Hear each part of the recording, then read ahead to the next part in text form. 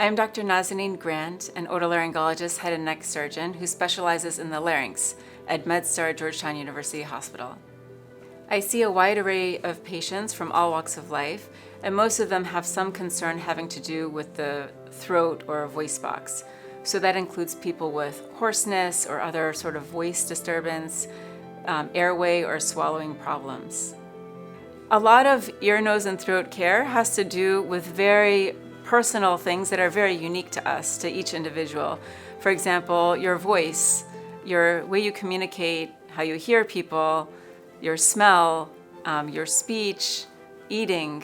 These are all things that are so fundamental to us, and we don't even really think about them necessarily, well, until something is off or something goes wrong. When I was growing up, I always knew that I wanted to do something that would be able to serve any member of the human race, anyone, anywhere in the world. We have so many differences, but we have so much in common as our humanity.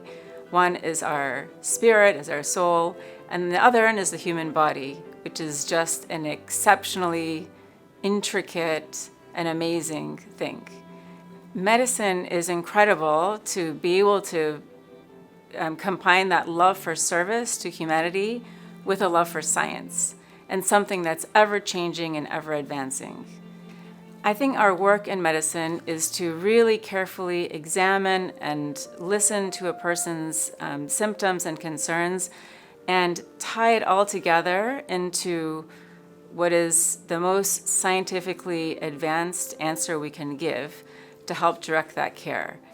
The field of laryngology is relatively new, and so it has, I hope, a very bright and long future ahead of it. We're just really, it seems, at the very beginning of understanding the intricacies of the voice especially, and of swallowing and on breathing in ways that allude to the fact that our treatments in the future may be quite different than they are now. There are several things that make me very excited about this job in terms of seeing patients, just hearing their stories and examining and figuring out what's wrong, putting the pieces together. As simple as it sounds, it's very enjoyable to me, and especially that unlike just kind of solving a jigsaw puzzle, the answer to that puzzle is so meaningful and important for that person. That is really gratifying to me. When people come to MedStar Georgetown for their ENT care, and especially of the larynx, they're not just seeing that doctor, but they're seeing a whole team of people who are really integral in our advanced care. We all lean on each other and our expertise to be able to together give the best care for a patient.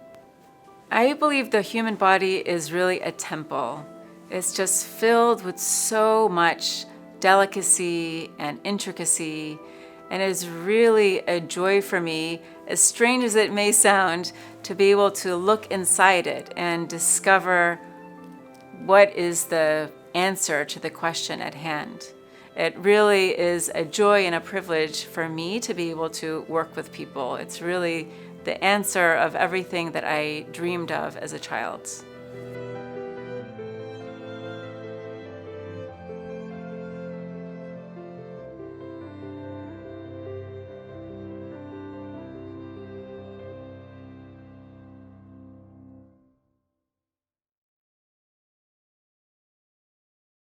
The larynx, I think, of course, is the most amazing part of the human body. We don't think about it, we don't really see it, but as you see, I'm talking to you, it's doing all sorts of acrobatics to be able to communicate. The larynx is located in the middle part of the neck, right here where you feel your Adam's apple, and it's responsible for many things, obviously for producing a voice, but it's also responsible for our breathing. It has to open up properly to be able to breathe. It's involved in our swallowing because it has to be able to close well, and the throat also has to do a complex series of actions to be able to eat. It's also involved in our strength. When we hold our breath or when we're going to lift something up, we actually are relying on our voice box to be able to close properly, to be able to have the strength of our chest and abdomen. So even though we don't really think about it very much, it's really integral. In fact, When we're born, the very first thing we do, and the thing that everyone is waiting to hear, is that cry. And that cry is the larynx for the first time doing that intricate set of skills.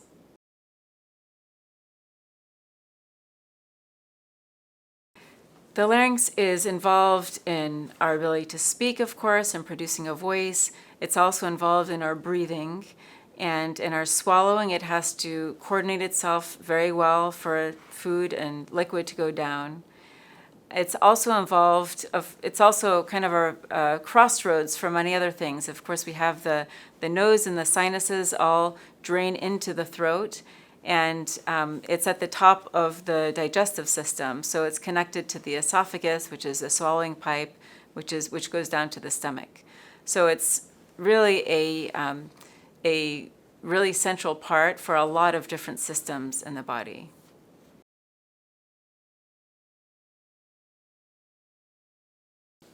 Hoarseness can be caused by many different things. Most basically, it can be from an irritation of the throat or voice box. That can be from an outside irritant, so allergies or smoke, including cigarette smoke. It can be caused by an irritation or an misuse or overuse of the voice. So we can cause some trauma to the vocal folds from overusing the voice or from misusing the voice. And that can create a hoarseness that doesn't go away. Any growth in the voice box, because it's such a delicate structure, if there's any growth there, that can also cause hoarseness. So that can be anything from a polyp or cyst or nodules to something more serious like a cancer or a precancerous lesion. Another cause of hoarseness is a problem from intubation. That's having a breathing tube placed either from needing to be on a breathing machine for a long time or from having surgery. Because that tube goes right into the voice box, it can cause sometimes, rarely, some long-term problems. Other causes of hoarseness have to do with the nerves going to the voice box. There can be a weakness of a nerve, either for unknown reasons or from a surgery, or problems with the nerve control of the voice. So that would be spasms of the voice box, like spasmodic dysphonia, or a voice tremor, which can happen especially as we get older. The voice, and the voice box, as amazing and as rigorous it is, does have some changes over time. So as we get older and become more wise, sometimes the voice also declines some, which is a natural process. However, it can be very bothersome for people who are very healthy far into their lives, and they have trouble being heard, and their peers also have hearing loss. So that is another problem that's not a disease necessarily, but it's something that very much affects the lifespan.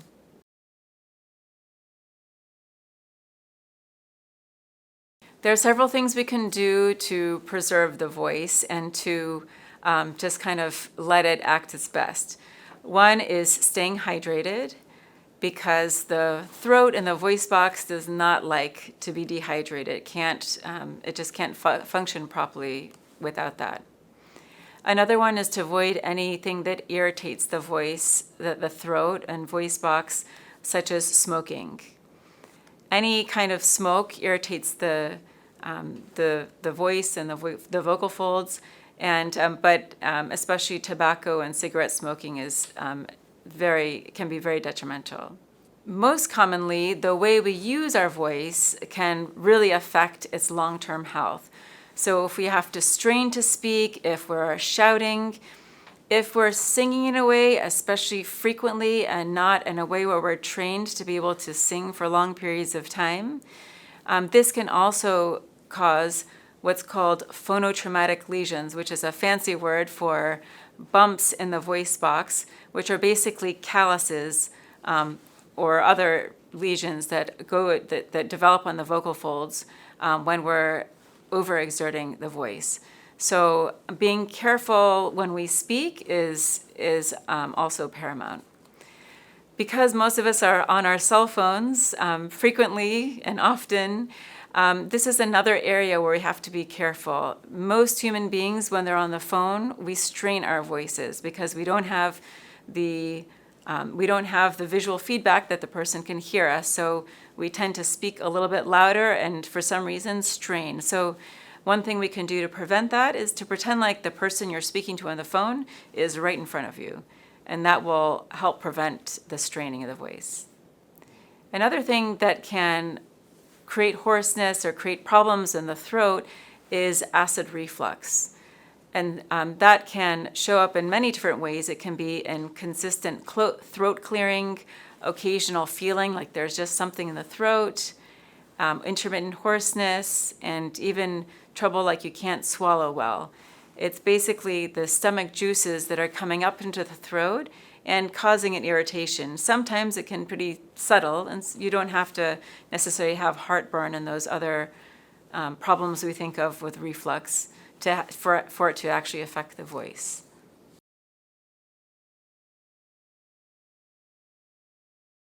The voice box does have a lot to do with our breathing as well. Imagine the vocal folds, or cords, which are these two structures on either side of the voice box.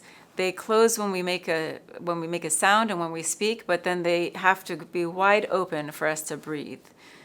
So if, for example, if a breathing tube is placed for anesthesia, but especially for if someone is in the intensive care unit and needs to be on a breathing machine, there can be some scarring or other really pretty complicated problems that can happen with the voice box. And these can have really long-term consequences. There are patients, for example, who had COVID and thankfully survived a very difficult and critical illness, but they have been left with some problems with their breathing and their voice. When there's a lot of scarring or swelling or narrowing of the voice box, sometimes a tracheostomy tube needs to be placed, also known as a trach, and that is basically a tube that's put in here to help bypass the voice box and throat so that the person can get their air directly through their neck and go right into their lungs. So we also see people with tracheostomy tubes who have a hard time progressing to a point to be able to take them out, or who can't even speak at all because they still have the complications that got them the tracheostomy in the first place.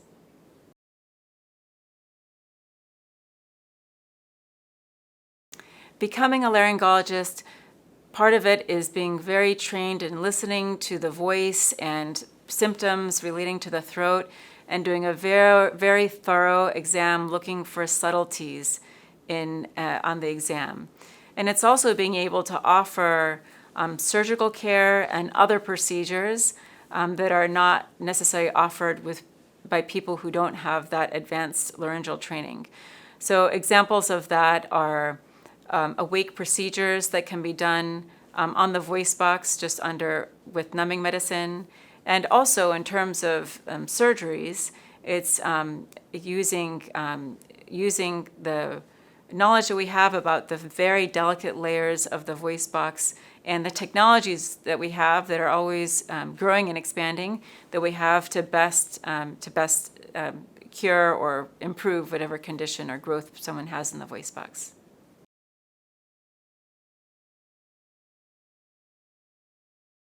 So there are several different kinds of awake procedures that can be done in the larynx. Of course, the first step is examining the larynx, and to do that, it's best done with something called video stroboscopy.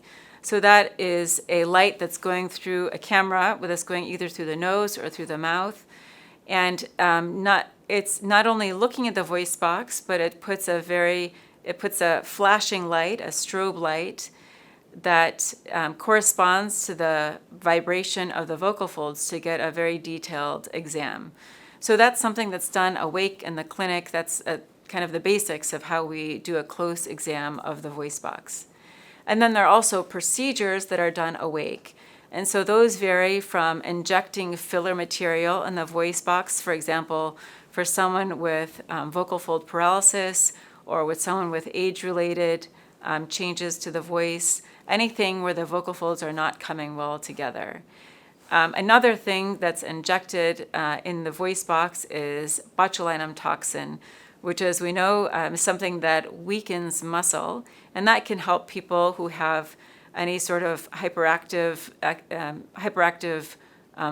muscle in the voice box that needs to be calmed for whatever reason.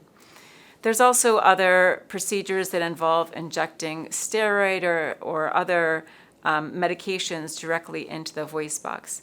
And in the past, these are things that were really taken to the operating room to be done.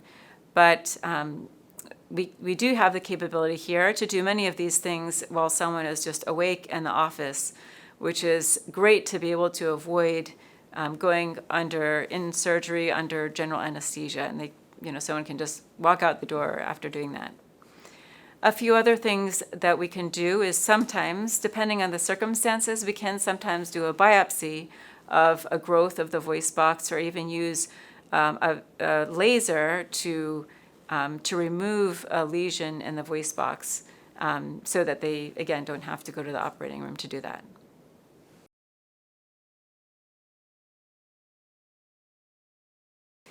The most common surgery I do is a microlaryngoscopy, which is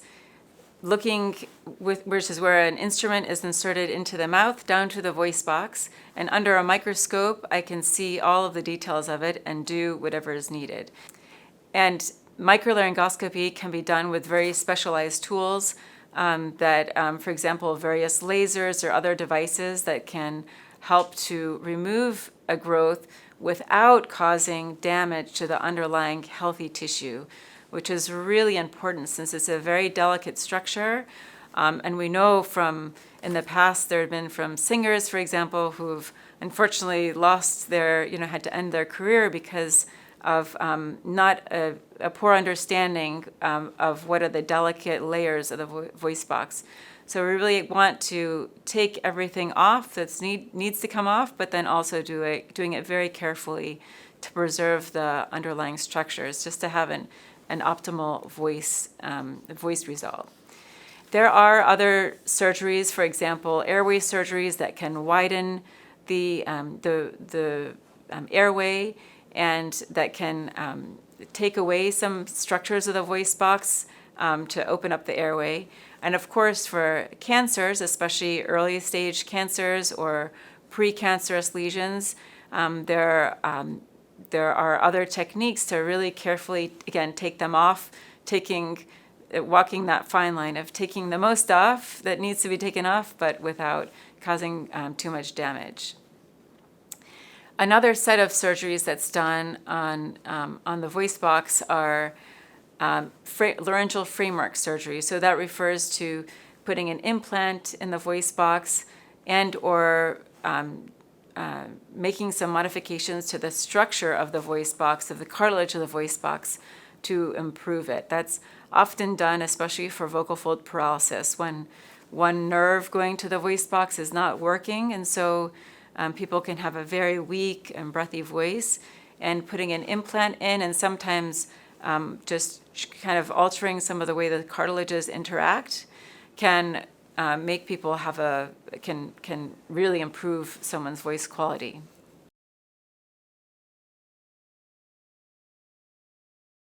There are also procedures for swallowing disorders if they involve a problem of the swallowing involving the throat. So there can be a little pocket that forms in the upper esophagus called the diverticulum, that can also sometimes be managed by going through the mouth, and if not, also by going through the side of the neck to help those issues.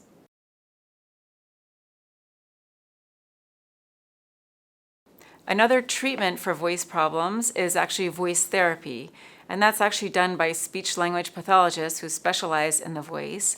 And they can help to really look at the technique of how someone's speaking, how they're straining their voice, how they're kind of have tension in their throat, what they don't realize, how to give good breath support, how to project the voice out. And there can be many little kind of tips and tools that they can teach a patient to actually really improve their quality of life with reference to their voice.